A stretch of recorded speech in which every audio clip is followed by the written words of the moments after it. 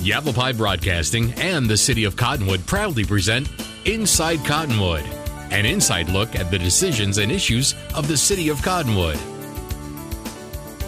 Brought to you by Arizona Smile Designers.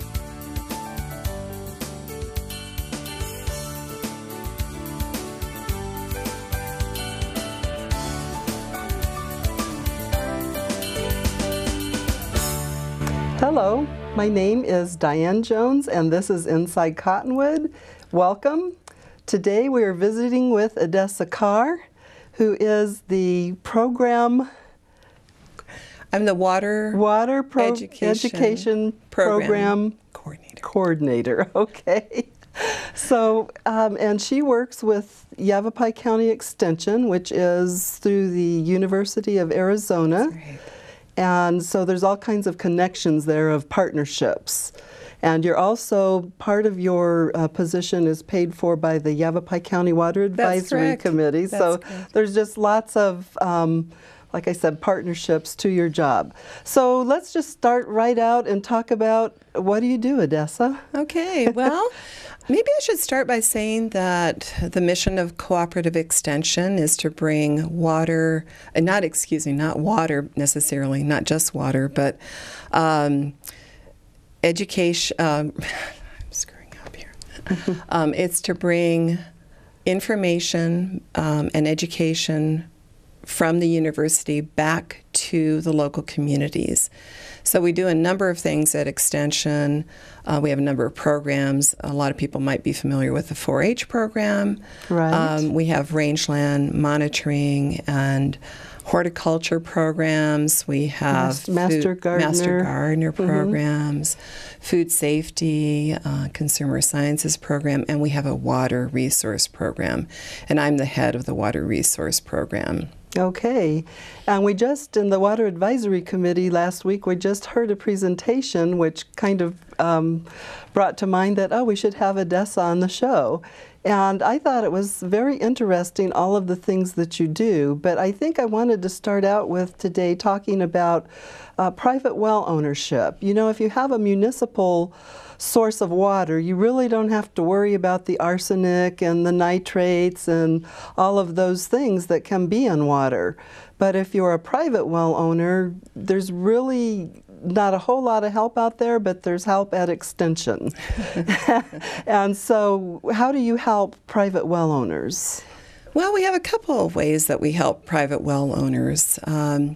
We actually have two different types of water well testing kits available at our offices, and we have an office in the Verde Valley, in Camp Verde, actually. And then we have an office in Prescott as well, so people can purchase those from us to test for arsenic, and then there's another kit that tests for nitrates, nitrites, pH, alkalinity, and hardness. So those are self-administered tests that people can get from us at a pretty low cost, and that gives them some, that can help them determine whether they have that kind of problem with their well or not.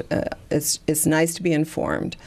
And then we would advise them from there on what their options are. If they could go further, maybe to a state lab to get a second opinion on that testing, and then also how to go forward in terms of treatment options.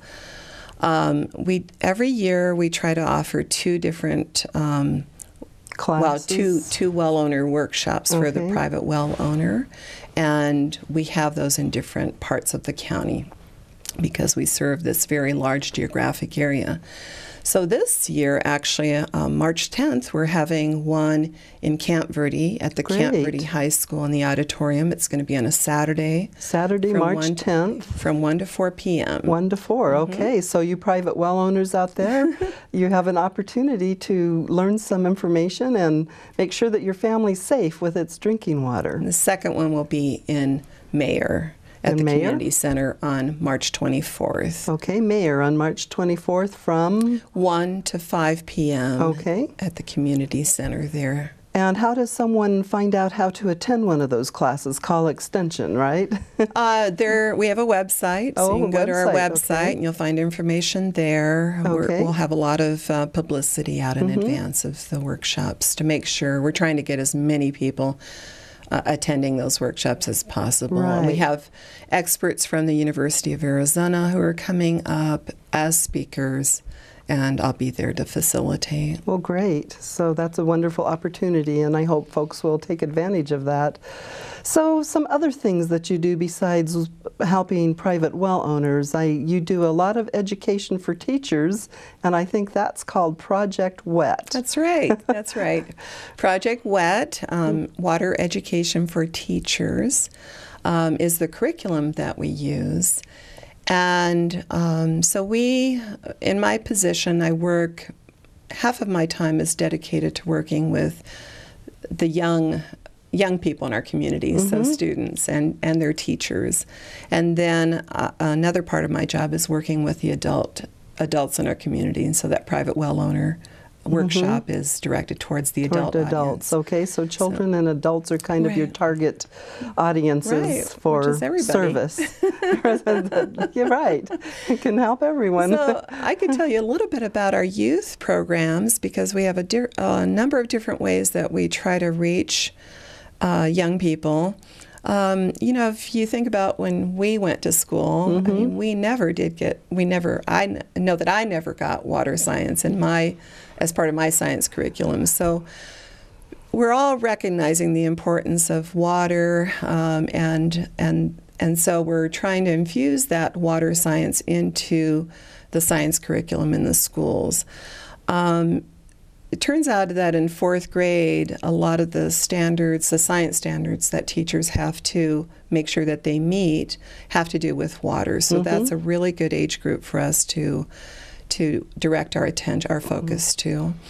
So we have every year. Let's see. I think we just finished our 4th Make a Splash Arizona Project WET Water Festival. We had our 4th one at Dead Horse Ranch State here in Park. Cottonwood, yes. That's right. In October, and that is a big event that all the 4th grade students in Camp Verde, Cottonwood, Jerome, Rimrock, all the Verde Valley communities except for Sedona. And Sedona has their own little. Sedona has their own. That's right. So I think we had almost 500 students attend that event. I know, it's just huge when you go out there and see all of those children, and then the adults that you've trained to help them. And I guess Chris Moran from Yavapai County Supervisor Chip Davis's office helps you a lot with that one. Exactly. She is actually the driving force. She is the festival coordinator. And it truly is a community event. It is. So she has been remarkable in really getting everybody involved. I know our vice mayor participates and Councilmember Norman participates. We have many people from various agencies participate, but we also have a lot of private individuals that come and help, and it's really it's wonderful to see that investment of time and energy so dedicated to that water education. So we utilities companies help. I know Cottonwood Utilities in a big donates water bottles every year and sends people to help. So it really is a community event. That's right.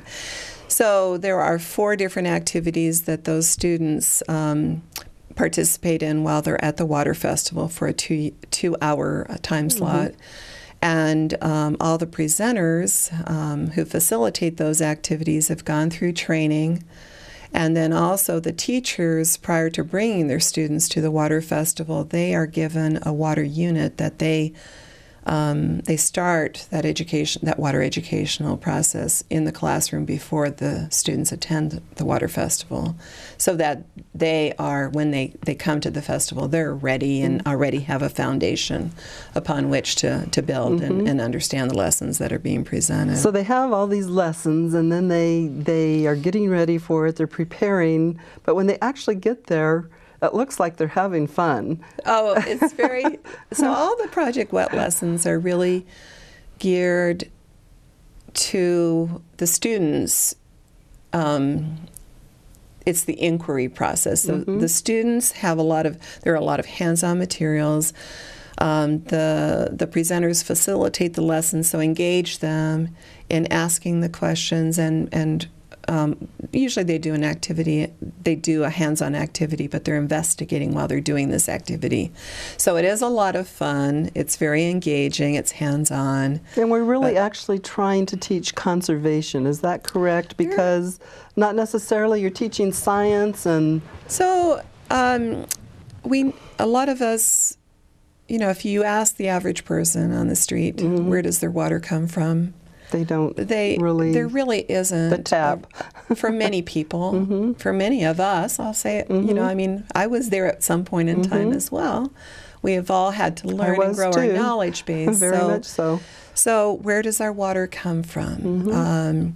So we start by thinking about all of us living in a watershed. And so one of the activities has to do with surface water and how it flows over the land and then collects in these low points or rivers. And we have this amazing Verde River in the Verde Valley. Yes, we do. And I live in Chino Valley, so just north of where I live are the headwaters of the Verde River. So we all share a watershed, and we have lots of communities that are all dependent on, we don't take water out of the river, but we take it out of the ground. So one of the, through wells. And so one of the lessons has to do with groundwater. One of the lessons has to do with surface water. One of the lessons has to do with the water cycling, the water cycle itself. And how much water is there to drink in the world compared to the total amount of water, including oceans and... We are a watery planet, and it's a very special place because we have this hydrologic system that allows water to exist in a solid, a vapor, and a liquid state. And so it cycles. If we were further away from the sun, guess what? All the water would freeze. If we were closer, all the water would evaporate. So we sit in this very sweet spot. We do. I know that so I was learning about that. Yeah, I was invited to come over and take the class with the teachers, and it was very interesting, just as you're explaining it now. And then that fourth lesson is the water conservation piece. How did we use water in the past? How do we use it now? We have similar needs in terms of needing to wash dishes, taking a bath, washing our clothes, etc. But we used to grab it directly from the well and carry that water and work for it. Now we turn on the spigot and we don't even know how much water is coming through our faucet, or that it takes energy to get that water to our homes. So all of those are parts of the science that we teach. It's really based on the science of the resource, the natural systems, and then how we use water and just how that whole relationship works. All right. Well, now it's time to take a break. So we will be back with Inside Cottonwood in just a minute. Meet the team at Arizona Smile Designers, offering complete, comprehensive, restorative, and aesthetic dentistry. Dr. Vergara and Dr. Lord specialize in dental health, implants, and cosmetic dental procedures. Expert staff and state-of-the-art equipment bring forth the most from your smile. Dr. Ripplinger conveniently comes to Arizona Smile Designers for oral surgery and complicated procedures. Visit Arizona Smile Designers at 350 South Willard in Cottonwood. Insurance and new patients are welcome. Call 634-8610. Arms are facing down. Bend that front knee. Tuck the tailbone. Sink the shoulders. Look over that left middle finger. Inhale here, ladies. Exhale. Open the arm deeper, deeper. There we go. Okay, now focus. And find that special place that brings you joy.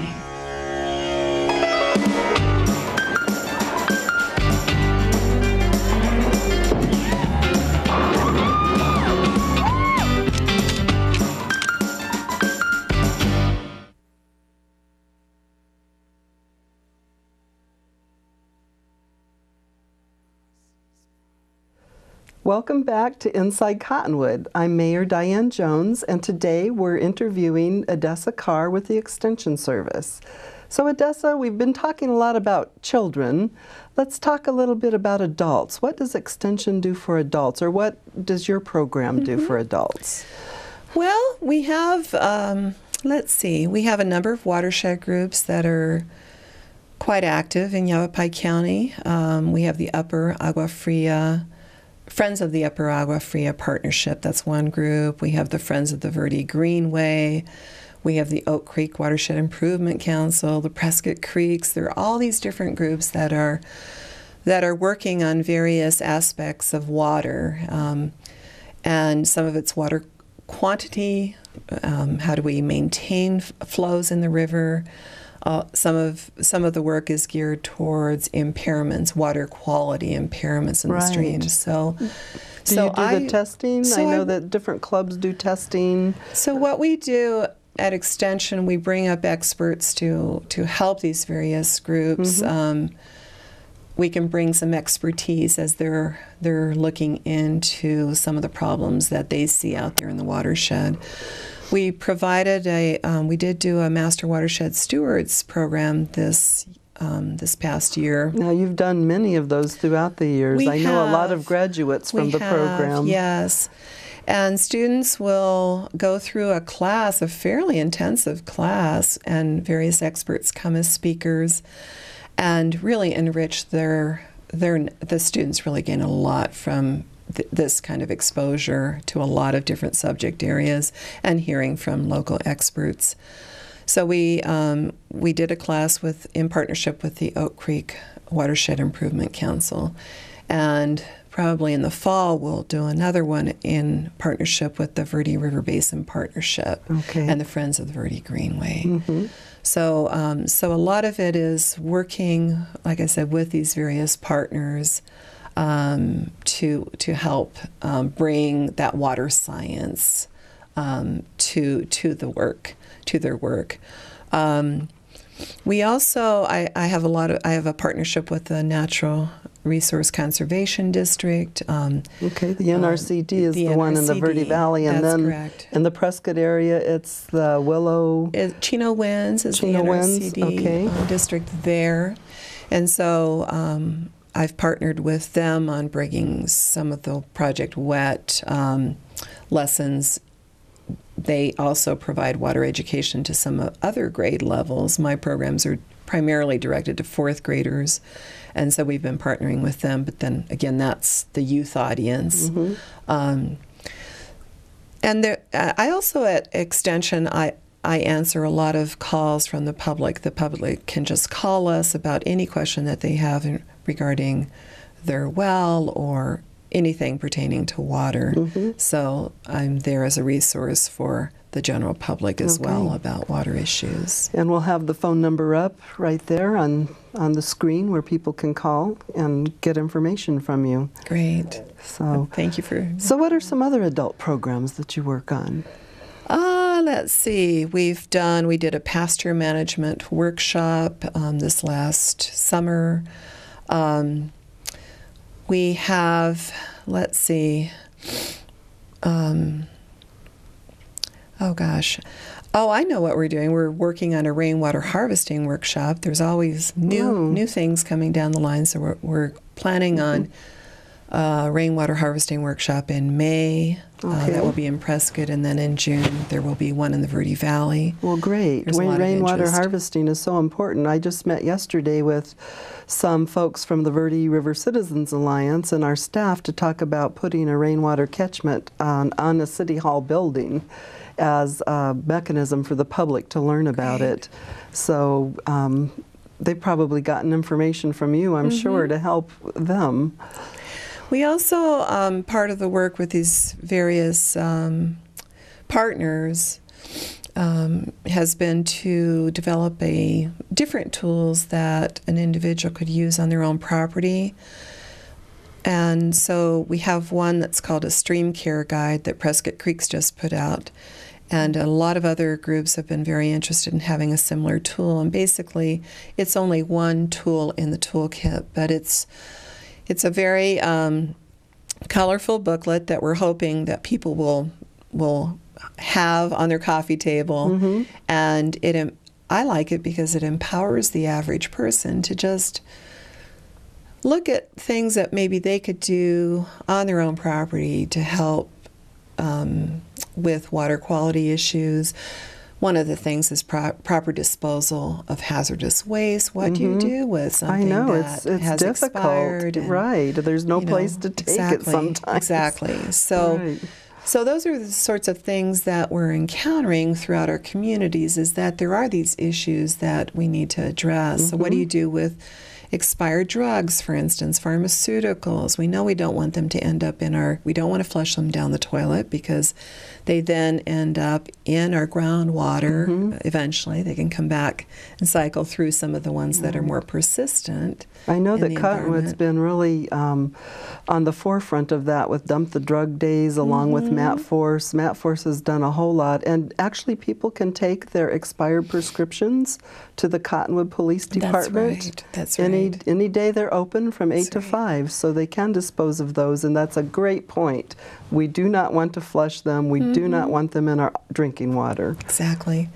So it could end up in the waste stream, which could then go into the river, and then that surface water does infiltrate back into the ground. Exactly. So there is this possibility. Yeah, of there's just coming the cycle of water. Exactly. And as we educate ourselves about that, we learn that we do not want to dump drugs down the toilet. Exactly. So, well, it's time for another break.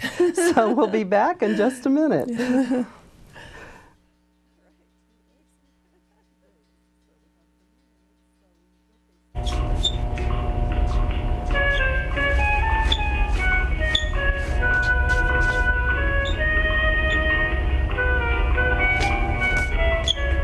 Welcome to Happy House, #1 in customer service. There's simply no better place to be.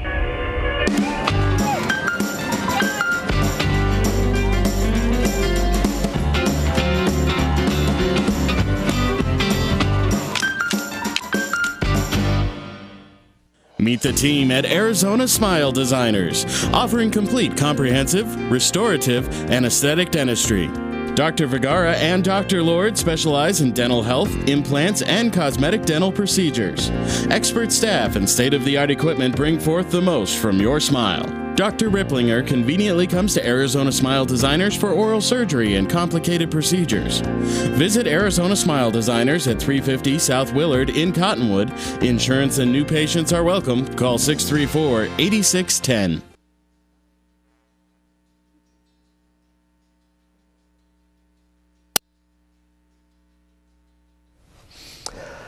Welcome back. I'm Mayor Diane Jones on Inside Cottonwood, and we have with us Odessa Carr, and we're just talking about something called WOW during the break. So let's talk about WOW. Okay. WOW stands for Wild Over Water. Okay. It's actually a program that we developed here locally.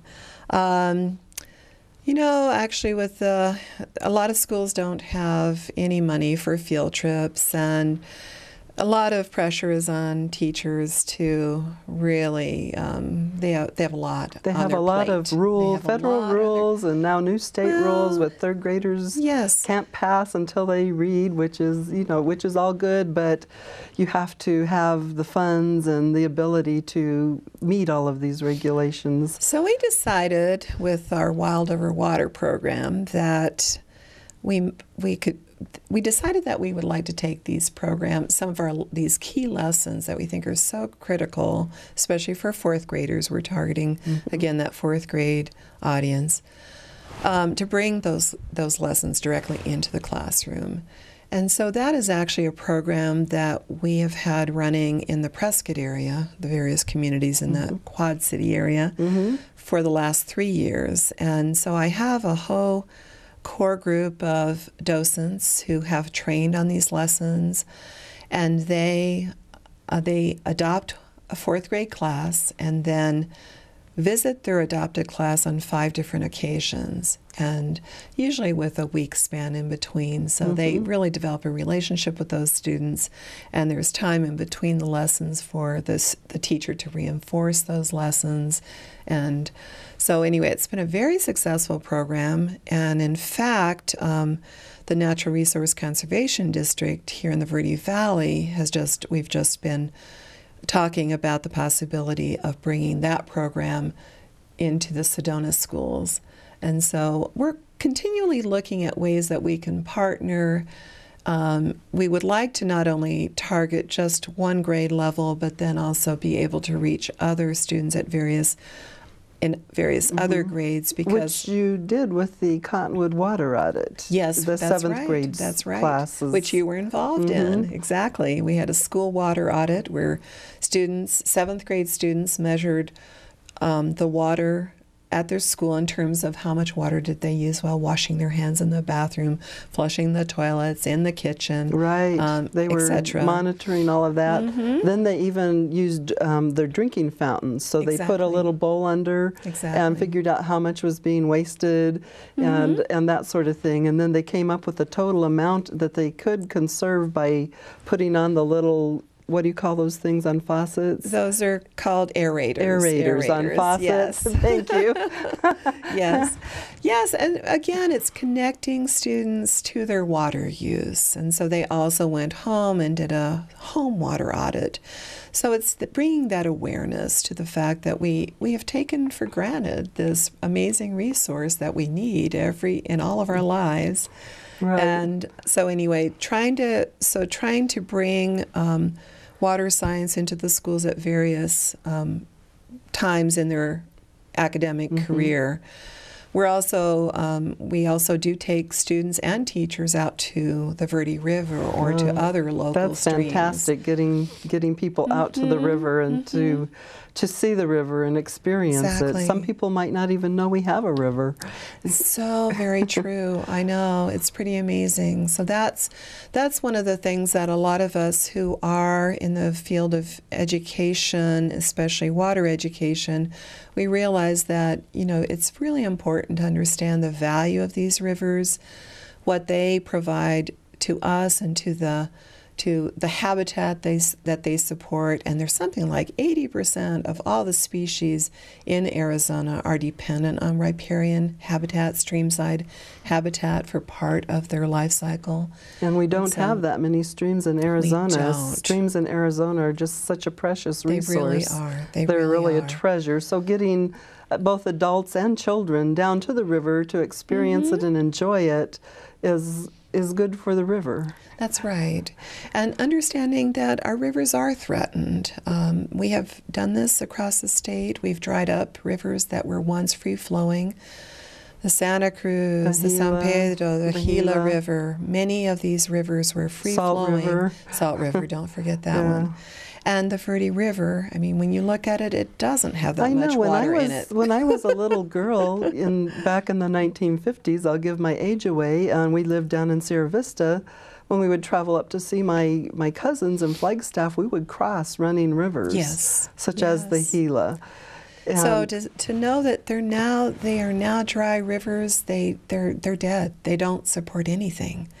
And so our pumping of groundwater can potentially impact flows in the river. There is this hydrologic connection that goes both ways. When the river is high flowing with water, guess what? It recharges local aquifers. But when there hasn't been rainfall in the watershed for a long time, but we continue to pump lots and lots of water out of the ground, that actually has the effect of lowering local water tables, and then the water in the river can actually be pulled out of the water, the channel of the river. It's called a gaining stream and a losing stream. Exactly, exactly. Right. And so these are all the sorts of things that we all need to learn more about, that we all know.